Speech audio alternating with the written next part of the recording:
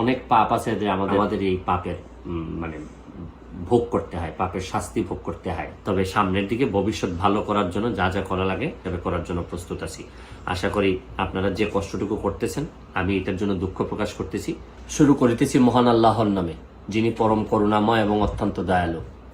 আজকে 2-3 দিন ধরে আমি নিউ ইয়র্কে বসেও আমাদের এলাকা, বিশেষ করে মাধবপুর এবং সোনারঘাটে অনেক লোকজন ফেসবুকে লেখালেখি করতেছে। প্রথম বিষয়টা হচ্ছে গিয়ে যে অনেক পাপ আছে যে আমাদের বাপ চাচারা করার পর আমাদের এই পাপের মানে ভোগ করতে হয়, পাপের শাস্তি ভোগ করতে হয়।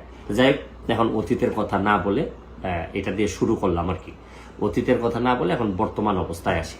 আমাকে অনেক জবাবদিহি করা লাগে, আমি জবাবদিহি করার জন্য প্রস্তুত। তবে দোষাদোষিত করবো, আমি সিদ্ধান্ত নিচ্ছি যে প্রয়োজনে আমি মাধবপুর সোনারঘাটে মহাসমাবেশ ডাকবো। এই মহাসমাবেশের মধ্য দিয়ে আমি হবিগঞ্জের সব যারা আছেন তাদেরকে একত্রিত হওয়ার কথা বলবো। আমি আরো যারা 3 জন এমপি মহোদয় আছেন তাদেরও দৃষ্টি আকর্ষণ করতেছি। চলেন আমরা একত্রিত হই, হয় আমরা মহাসমাবেশ করে আমরা নেত্রীকে জানাই দিই, প্রয়োজনে যে জায়গায় নক করা দরকার আমি এই জায়গায় নক করব। আমি জানি না যে আগে তো আমাদের এলাকায় মন্ত্রীও ছিলেন, তারা কি ব্যবস্থা নিলেন, কি করলেন, কেউ তো আর সব প্রশ্ন করে না। আমি এখন আর করতে চাই না। তবে সামনের দিকে ভবিষ্যৎ ভালো করার জন্য যা যা করা লাগে করার জন্য প্রস্তুত আছি।